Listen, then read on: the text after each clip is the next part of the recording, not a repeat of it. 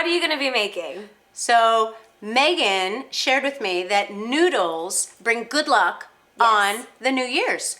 So we decided to make an old-fashioned 50s dish that actually I grew up with. It's called beef stroganoff. Yes. It's one of Daddy's favorites. So it's a twist. Instead of doing like Asian noodles or whatever, we typically do like meats or we do lobster tail. So this is where you can kind of get that really nice filet and your noodles. Filet mignon. We are not going low here. We are going high. Yes, so to get this started, I have about a 1/4 cup of ghee, which is just clarified butter. So you can either use ghee or butter, cooking down in a pan. And I'm gonna add in 1 onion, nicely minced. Ooh, listen to that sizzle. Ooh, it was ready.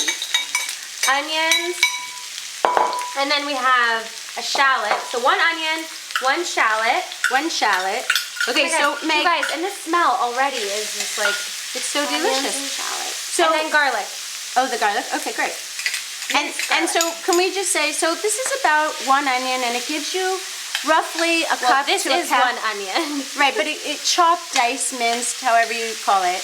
It'll give you a 1.5 cups, all right, of diced onions. Of a good set of like a medium large onion. And you want a lot. This is really good flavoring for this. Absolutely. And then the shallot, this is half of a shallot and this is the full shallot. You could use all of it. It's okay to use it all. I recommend using all of it. You want, again, this is like you're flavoring it down. I'm gonna get the lid. And the lid's just gonna make it cook faster. You don't need to. You can do this because now what we're gonna do is dredge these little fillet strips. And so we asked the butcher to cut the fillet into nice Stroganoff strips. They actually know that there's strips. Stroganoff strips. And It's actually, a thing, people. It's a thing. So we have here about a 1/4 cup. Oh, we're just going for it. Oh, so she's just putting it in with all of the beef. And I've done it before where you take the beefs and then nicely flour it, but Pegs is just like going for it. Look, it works, we're right? doing that. So this typically it would take as long as this takes to cook down, but it's so good. And so what the flour is going to do is thicken it. It thickens it, it coats it, what it does is it gives it a nice brown coating on the beef. And so what we're doing is we're gonna flour this and then put it in this cooked down onion shallotness. It looks like we have salt and pepper, so we've seasoned this. We've seasoned in with the flour. You do about 1/2 teaspoon of salt and pepper. So it gives it that nice flavor. Fresh ground or already? Either or, whichever. If you have it fresh ground, I mean, we like it fresh, but if you don't, yeah. All right. Perfect. So let's see how our onions are doing. Oof. Just love the smell of onions and garlic. Yeah. So these are nice and soft. Our onions are looking good, and you can see that they're getting slightly browned. They smell. But the longer that you can wait and let them cook, I got an impatient one. So we're gonna go ahead and put the beef in, but if you let them cook more, it just really nicely flavors this the longer that you can let them cook. But well, it caramelizes it, and so that caramelizes makes it really, really sweet. But if you're in a rush, this is how it needs to look. Just nice and translucent, cooked down, soft. So what we're gonna do is start putting in. Just put it in. So I kind of I push them all over. Oh, the onions. You're moving the onions to one side. Yes, and then I'm gonna start putting in the strips. I would just dump the whole thing in because we're gonna stir it all up anyway. So right now what we're doing is browning the meat. So Meg, you can just go ahead and put them all in. Just dump the whole thing in. Okay. I promise you. It'll turn out. All right, and then just mix the onions with the meat, and then we'll cover it again. Now, because we're using filet, it's such a tender meat that you don't need to cook it a whole lot, long time. I prefer eating meat rare. This dish, because we're gonna cook it down with a lovely sauce, and we're just gonna get the onions and the meat just all nice and brown. So put it at about a medium-high heat, and then we'll just brown it. So let's take a peek at the meat. It's looking good. Okay, so you want to use a metal spatula because what's happened right now is because they're floured, they're going to start sticking. And I'm turning down the heat a little bit because this is just helps you kind of get them off. But this looks good. These are getting nice. I'm gonna lift it up a little bit so they can see. Oh yeah. They're getting brown. You don't want to overcook this because it's going to be cooking a little bit longer. In the sauce. Okay. Yes, in the sauce. And it's okay if you have some of the flour and everything stuck to the bottom because we are now adding in this can of Amy's mushroom soup. And it's porcini mushroom soup. Such good flavor. And we're going to use the entire can. Dump it on in. Now, if you like mushrooms the way we like mushrooms, you can totally dice up some shiitakes or cremini brown mushrooms and add them to the meat and the onions before we add this. You would add the mushrooms with the onions. Yeah. And cook it down. And just make a huge, yummy wild mushroom medley with this as well. But this is how Mom did it, and she used to use that cream of mushroom soup. Mom is Mama Curry. Yes. This was a favorite Grandma Curry. Curry.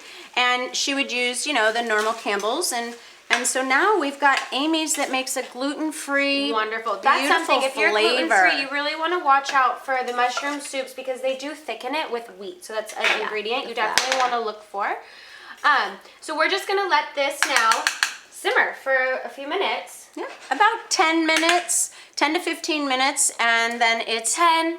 I'd say 5 to 10 because your meat's pretty much cooked, and we're just gonna let it kind of melt do its together. thing. Let it cook Let's down. cover it. Let's go ahead and cover it. Our meat has been simmering now for about 10 minutes, just to really marry all the flavors together.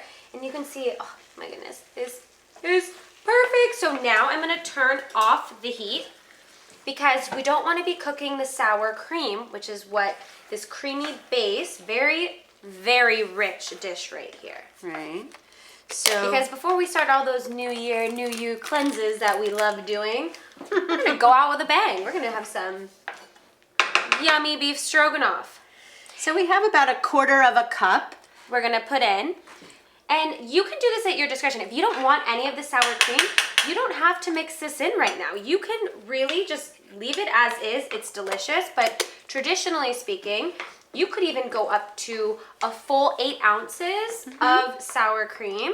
Last thing that you add into this beef stroganoff is a little bit of green, the peas. So we used frozen peas, and all we did with it was just put some hot water in it and kind of bring them to life. And then, because you really don't want those peas cooking overcooked, and look at the vibrant green in that dish with it. It's just a beautiful thing. Now, when brown food looks so good. Well, no, the other thing is that if you prefer something fresh other than peas, you can use sugar snap peas and just blanch them and then add them to the dish as well. Yes, so for this now we are going to put it all on top of Noodles. So thank goodness for Jovial. Jovial came out with these beautiful Italian, they do have egg in it, gluten-free noodles.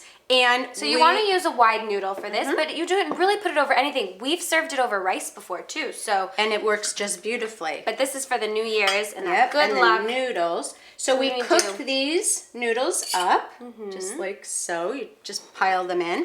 And we did rinse them with a little bit of cold water. Yeah, so follow the cooking instructions on your noodles. And then we are just going to sit here and spoon all of this yumminess on top. Oh my goodness. This is all right, that looks great. That looks great. Now, if you want to add a little more green, you can totally chop up some parsley and garnish it with some fresh parsley. You guys, all right. This is amazing. This looks so good. So, Meg, cheers. Okay, we are going to cheers first. Cheers for a happy and healthy and wonderful new 2016, Meg. Yes. Curry Girls, sending our love to you guys. I love it. Now, for what we're really here for, this. Tasting Give this. it a try. Oh my goodness, my mouth is watering. I'm totally watering. Let's see. This is why we chose filet, you guys. The meat literally melts in your mouth, and the flavors with the mushrooms. And that's why you want to be sure you don't overcook this, because the filet is so tender. And when it's that just really nice, it's just lightly cooked, beautiful thing. It's amazing. And the creaminess from the mushrooms and the sour cream, so good. So for this full recipe, you can go to currygirlskitchen.com. Don't forget to follow us on Instagram, Pinterest, Facebook, Twitter, where we're constantly posting All of other it. really yummy ideas for you guys to have for your New Year's and during the holidays. Yes. So, and if you don't subscribe to our YouTube channel, subscribe so that way you know when we post more fun videos like this to get you healthy during the new year now. That's right. Cheers. Cheers.